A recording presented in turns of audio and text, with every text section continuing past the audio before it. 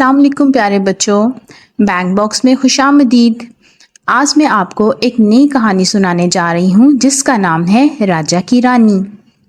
बहुत ही दूर एक जंगल में एक बहुत बेवकूफ़ और सुस्ती का मारा राजा रहता था। दुनिया में शायद ही कोई जानता था कि उसकी सल्तनत कहाँ वाक़ है। वो सारा दिन अपने तख्त पर लेटा रहता और उसके मुलाजिम मोर के परों से बने पंखों से उसे हवा दिया करते थे।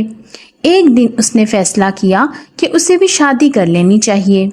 उसने अपने वज़ीरों और मशीरों को दुनिया के हर कोने में भेजा। उसके वज़ीर और मशीर भी उसी की तरह के अक्लमंद थे। उसने वज़ीरों को कहकर भेजा था कि उसकी बीवी ऐसी हो जो ज़मीन पर भी चल सके और हवा में भी उड़ सके, जिसकी शक्ल इंसानों जैसी हो लेकिन वो इंसान न लगती हो, उसके 4 बाजू और 4 टांगें हों। बेचारे वज़ीर और मशीर सख्त परेशानी के आलम में दुनिया भर में मारे मारे फिर रहे थे।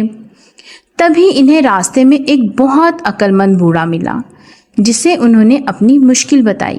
वो हंसकर बोला, ये तो बहुत आसान है, यहाँ से एक बंदरिया पकड़ो और अपने राजा के लिए ले जाओ। मशीरों वज़ीरों ने उसका कहा माना और ऐसा ही किया। राजा ने बंदरिया को देखा तो गुस्से से कहने लगा, तुम पागल हो, ये तो बंदरिया है।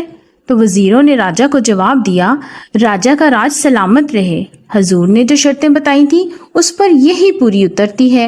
ये दुनिया में वाहिद जानदार है जिसकी शक्ल इंसानों से मिलती है, लेकिन ये इंसान नहीं है। ये दरख्तों पर एक दरख्त से दूसरे दरख्त तक उड़ के जा सकती है और ज़मीन पर भी आसानी से चल सकती है। ये टांगों से बाजुओं का काम लेती है और बाजुओं से टांगों का, इसलिए इसकी 4 टांगें भी हैं और 4 बाजू भी। वाकई राजा की सारी शर्तों पर एक बंदरिया ही पूरी उतरती थी। लिहाजा राजा लाजवाब होकर बेवकूफ़ों की तरह उन्हें देखने लगा। फिर बंदरिया से तो उसने शादी क्या करनी थी, वो सारी उम्र कंवारा ही रहा।